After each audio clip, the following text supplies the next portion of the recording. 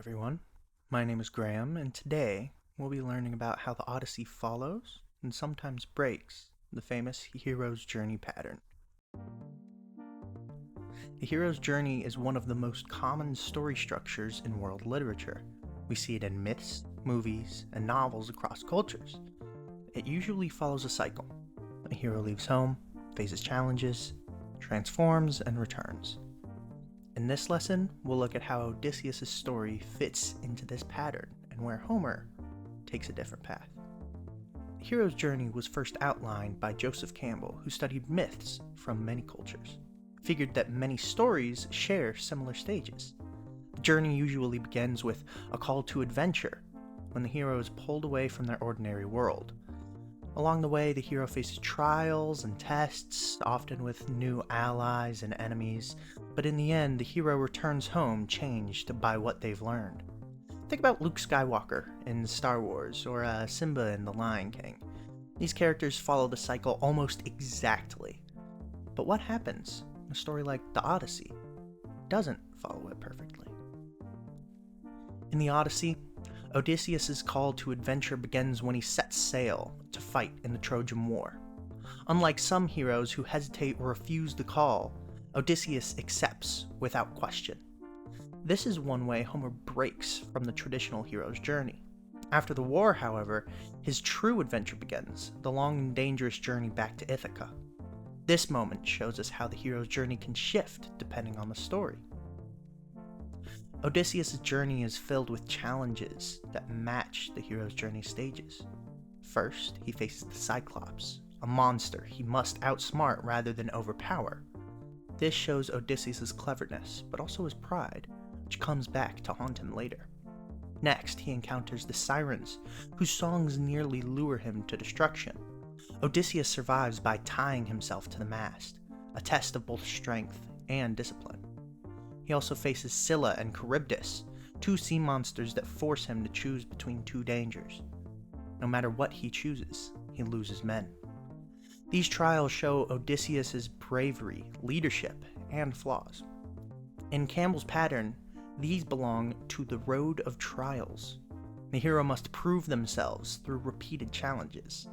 Just like Luke training as a Jedi, or Simba reclaiming his kingdom, Odysseus' tests shape him into a different man. After years away, Odysseus finally returns home to Ithaca. This stage of the hero's journey is called Return with the Elixir. The hero brings back wisdom, strength, or change. Odysseus returns disguised as a beggar, then defeats the suitors in his home. His reunion with his wife Penelope closes the cycle. Like other heroes, Odysseus' story ends where it began, but he is no longer the same man. His trials have changed him, and his return restores balance to Ithaca. While the Odyssey shares much with the hero's journey, it also breaks the mold. First, Odysseus never refuses the call, goes to Troy without hesitation. Second, Odysseus is not a perfect noble hero. We can see how he mimics the gods in Greek myth and culture, as they also unravel themselves with their own pride and are corrupted by their immense power. His pride after escaping the Cyclops nearly destroys his crew. His cunning often borders on dishonesty. These qualities make him complex, but they also break Campbell's cycle. Another break is the length of Odysseus' journey. Instead of a neat cycle, his travels last decades. He is delayed by gods and goddesses, showing the Greek focus on fate and divine will.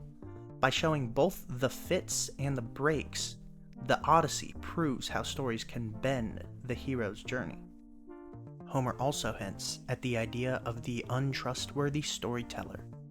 Odysseus is known to be a masterful liar and deceiver throughout his journey.